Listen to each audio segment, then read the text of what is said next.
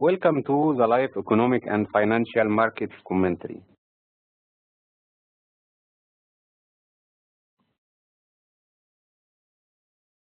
This live session will cover fundamental analysis in the week ahead, global coverage of current economic data, including major markets news, analysis, and events, how to apply the best trading strategies prior to news being released and after.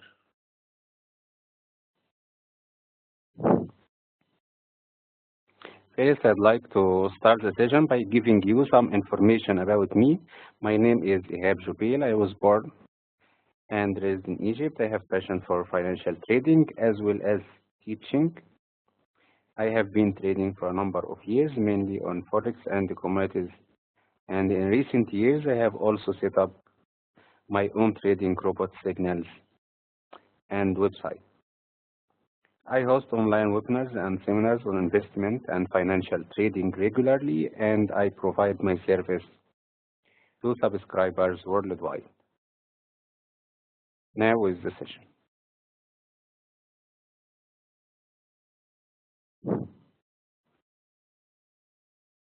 The Asian shares reported gains today following the latest economic data from China, which showed further slowdown for the economy, but yet not so crucial. Earlier today, the industrial production of China for August was released, showing a 5.7% figure against the 6% that was expected. The Chinese gross domestic product release reported a 6-year low result, showing a 6.9%, so above the 6.8% that was in forecast, giving hope that the economy is growing slightly faster.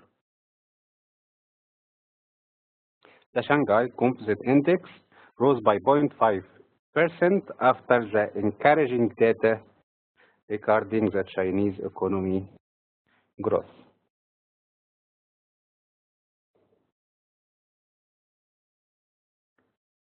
This week is another week full of federal members speaking, and I remain unconvinced that so many talks with contrasting views is what investors require, as it causes more confusion than it does answer questions regarding any rate hike.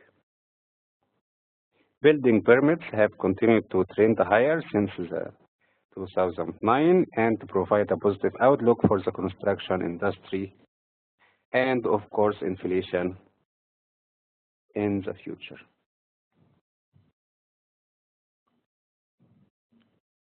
In Europe, the Fed rate and press conference this week is not likely to yield a change in rates, but traders may be holding out for any clues regarding their quantitative easing program. Flash manufacturing and service PMI data is released for Germany and France hours after the press conference, and this is another reason we are unlikely to be presented with any quantitative easing clues. French PMI data, while it's expected to remain above 50, lacks any clear directional trend and has been volatile for late. So be on guard for a downside surprise. German PMI data sets remain elevated above the 50 level and continues to be the powerhouse of Europe. But manufacturing PMI has ranged between 50 and 53 this year, with the majority of data in the lower range. So while it's on the fact of it, Germany looks strong, it doesn't appear to be trending like it did before the global financial crisis.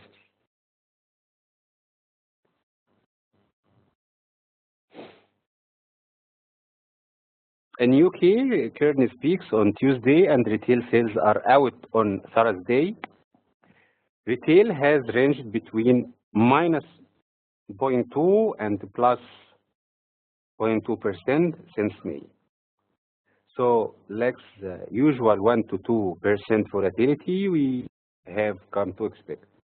However, this should increase in the lead up to Christmas and could help strengthen the bomb's decline across commodity currencies and to take advantage of the weaker dollar.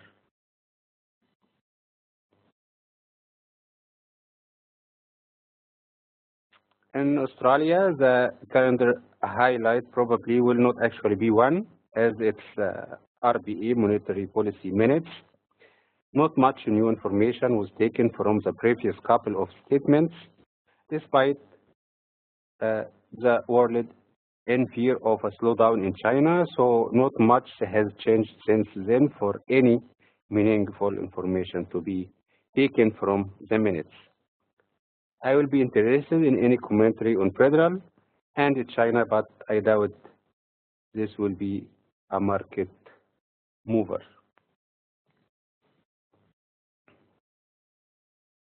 Bank of Canada are unlikely to change rates on Thursday, not only because market conditions don't warrant a change from their neutral stance, but also because this is election week. Retail sales are forecast to remain steady at 0%, so we may need to take our directional views from the dollar and oil prices this week.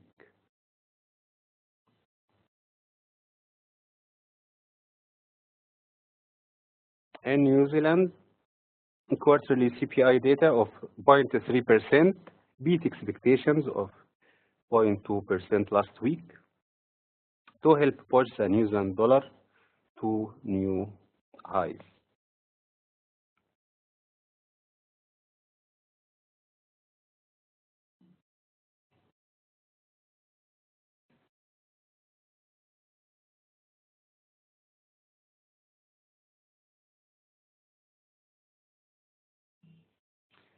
This week we will watch this event all in London time.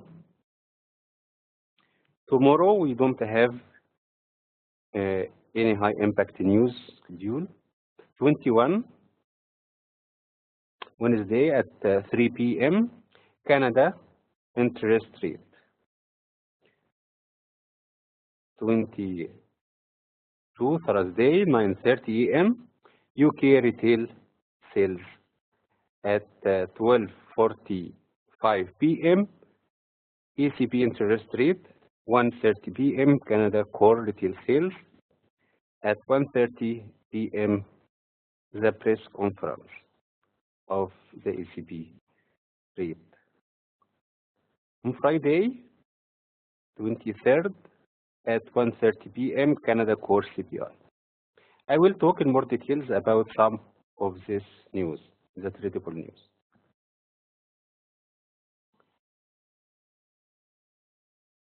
Bank of Canada interest rates decision will be released on October 21st at 3 p.m. London time. It will probably remain unchanged, especially considering recent market turmoil and constant pressure over crude prices. Bank of Canada is unlikely to surprise the market. It's forecasted at 0.5%, the same as previous release.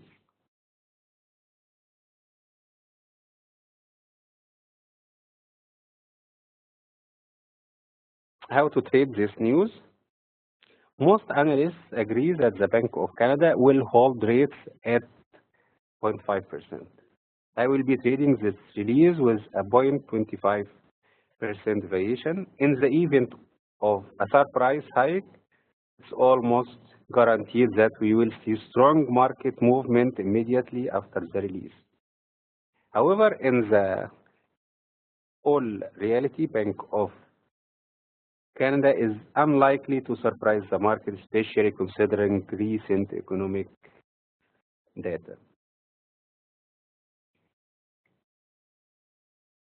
So we will trade this news according to a deviation of 0.25%. So we'll buy the Canadian dollar at 0.75% and sell at 0.25%.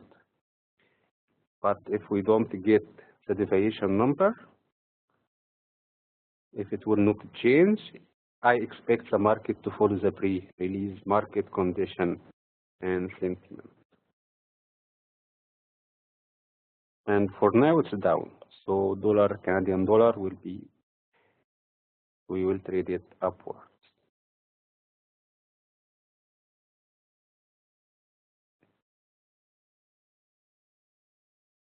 But we will watch the trend at the moment of the release if a change would happen.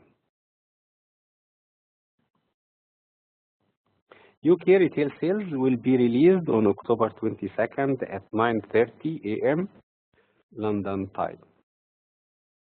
It's expected to come in at 0.3%, and we will be looking for deviation of 0.5%. Taking into account that the US dollar has been consolidating lately, a stronger release will definitely add more momentum to the sterling pound. So it's forecasted at 0.3%, previously 0.2%.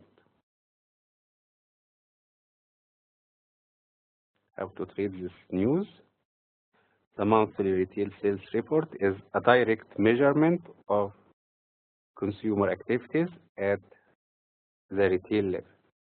A higher release is generally good for the economy and better for its currency. But lower release is considered negative for the economy and not good for its currency.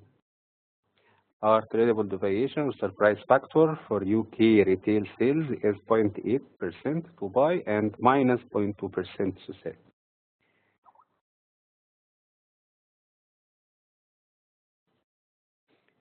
If our deviation is hit, we can expect the market to move at least 50 pips within the hour. Of course, considering that we are expecting a negative figure, I would recommend to buy only if the figure comes positive. We will be looking for an after news retracement trade for this release. We will trade this release if the actual release will be 0.8%. We will buy the pound, and at minus 0.2% we will sell the pound. But if we don't get the deviation number, I expect the market to follow the pre-release market condition and sentiment. So if we don't get the deviation of 0.5%, we will follow the recent trend of the pound, and recently it has uptrend. But we will always revise the direction of the market before the release of the news.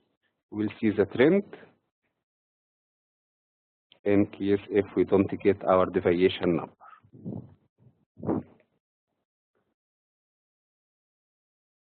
ECB interest rate will be released on October 22nd. ECB interest rate is done in two parts. First, with the rate decision at 12:45 p.m., then followed with a press conference at 1:30 p.m. Current market expectation for ECB is a bit more optimistic, as recent economic releases seemed to support the fact that no extension of the current quantitative easing program is needed.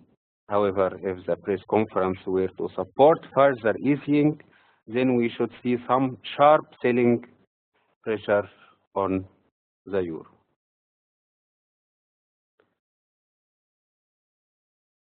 So at the time for the release of this news, In the press conference, ECB Chief Draghi issues the official statement on this rate decision.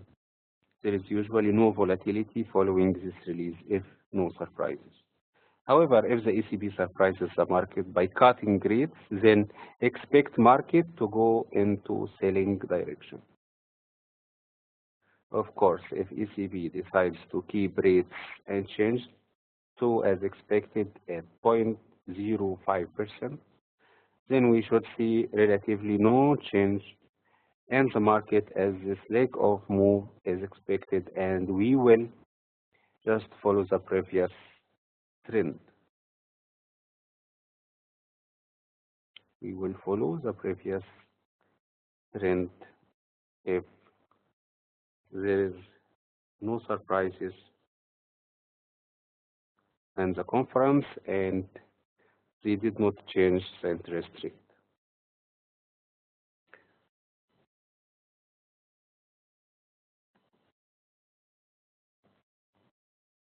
So then I'd like to thank you for attending today's webinar. We will hold following webinar next Monday.